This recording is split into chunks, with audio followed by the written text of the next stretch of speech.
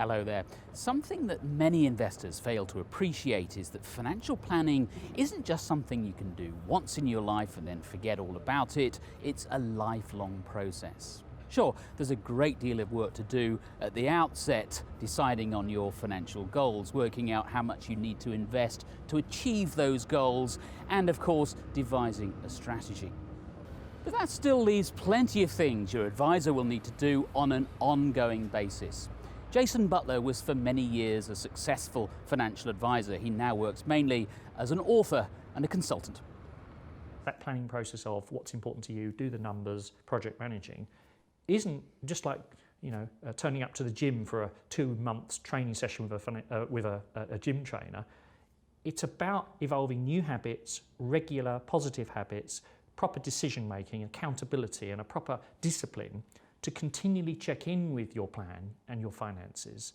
Sometimes you'll have to do lots of changes, sometimes you won't. Sometimes there will be difficult decisions, sometimes they'll be simple. Sometimes the way ahead won't be really clear, it won't be obvious, but you're going to have to plump for something.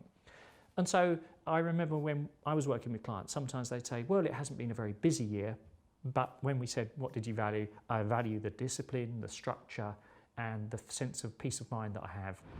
One of the most important tasks for your advisor is to rebalance your portfolio perhaps once or twice a year. It's something you need to do, but investors who try to manage on their own without the support of an advisor often fail to.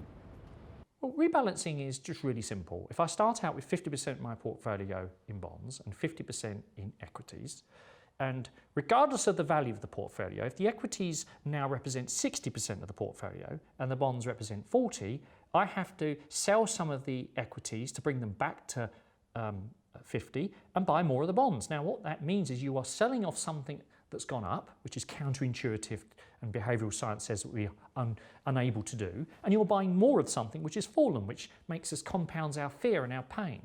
So it's counterintuitive, but what it does is doesn't mean you maximise return, but what it does mean is it means that you keep the risk-return profile of the portfolio in check. So when choosing a financial advisor, make sure it's someone you're happy to work with for a very long time. Thank you to Jason Butler and to you for watching. Goodbye.